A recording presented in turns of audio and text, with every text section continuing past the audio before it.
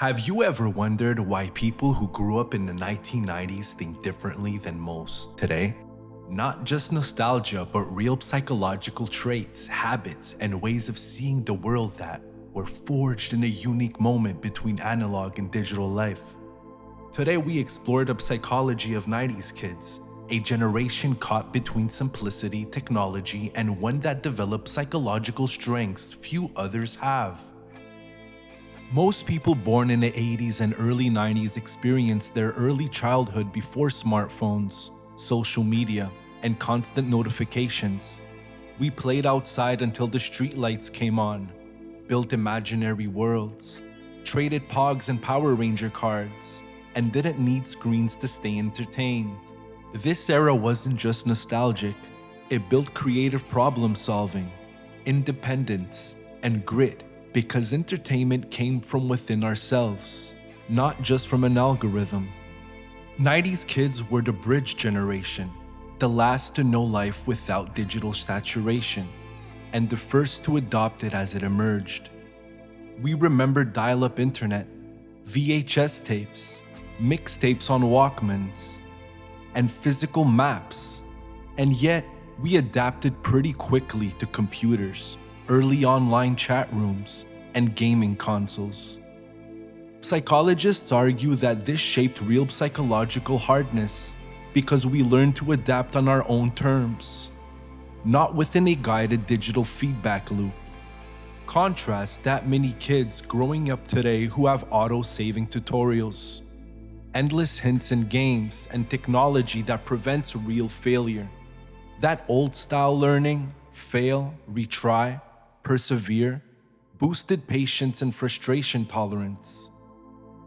Before social media, friendships were face-to-face.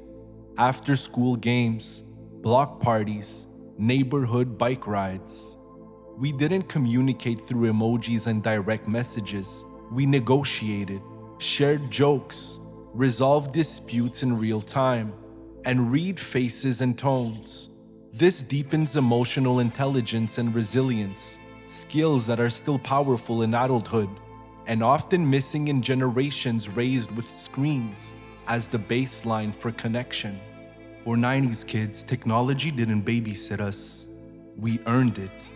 Owning a Nintendo, a Sega Genesis, or a personal computer was a reward, not a default. We learned delayed gratification, watching a cartoon only at a certain time, rewinding VHS tapes to save a moment, waiting for dial-up to connect. That patience translated into adult life, planning, long-term goals, and persistence, unlike instant gratification cultures today. As adults, many 90s kids find themselves thriving or struggling because of what we learned as children. We learned how to cope with boredom, improvise without instructions, and build resilience because we had to. We built mental toughness not through guided prompts or constant feedback, but through trial and error. That's why so many people in this generation push through challenges others retreat from. So if you grew up in that unique window between no screens and every screen, you're not just nostalgic, your psychology was shaped by it. You carry a blend of independence, adaptability, social intelligence, and patience that only a handful of generations have experienced. And that perspective is not just interesting, it's powerful. If you enjoyed this exploration of 90s psychology, subscribe for more deep dives into why we think the way we do, and just how our past shapes our future.